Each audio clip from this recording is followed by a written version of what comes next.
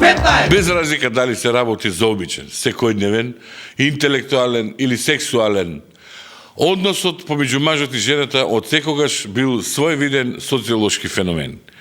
И во денешната епизода ќе проследиме еден пример во кој на најубав пластичен начин е прикажан овој своевиден благ антагонизам помеѓу овие навидум спротивставени два пола.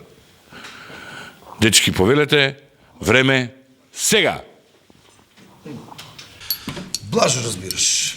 Сакам да те питам, така едно хипотетичко питање, разбираш.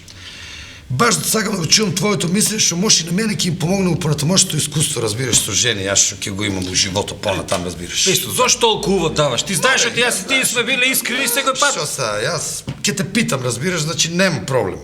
Дали одговор тачен или не тачен, не знам, не може да толкувам, важно моје мислење ќе ти кажам. Така, имаш две ситуации, например. Дали ти у живото би одбрал да имаш жена што ќе биде така не многу убава, по-грда ќе биде, разбираш, ама само тебе ќе те сака, разбираш.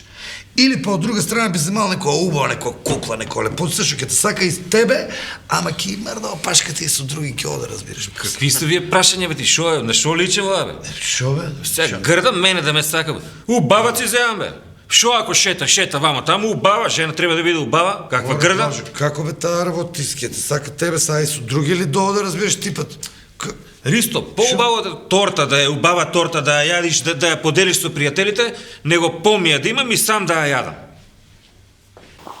Почитувани гледачи, ова беше само краток увод. Вистинскиот драматуршки заплет следува сега. Може! Ристова, надвор шо врне ти, знаеш ли колку е убаво за пролетните посеви? Море, какво убаво, бре, леле, завърнало, бе, море. Извини, јас те викнах, мора да одам, разбираш. Дек ќе одеш, бе, шо?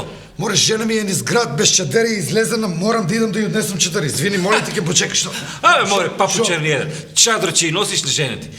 Жена ти е возрастна, се снајде, шо ако врне, ќе влезе у некој дутин, у некоја продавница, ќе преврне, ќе... Море, за това баш одам, Блажо, разбираш. Ете, почитувани гледачи, навидум може би добивме впечаток дека се работи за Ристо како карактер на папучар, меѓутоа не е точно. Морам да ви кажам дека се работи за нешто сосема спротивно.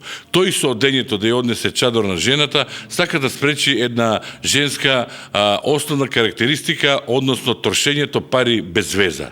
Значи, доколку тој успее навреме да го однесе чадорот, ќе спречи таа да потроши многу пари, а со тоа ќе останат пари и за него да може да плати за струја, за вода, за џубретарина, па ако остане некој динар, бога ми и да го омрси мачорот, а ќе остане нешто и за режиски трошкови.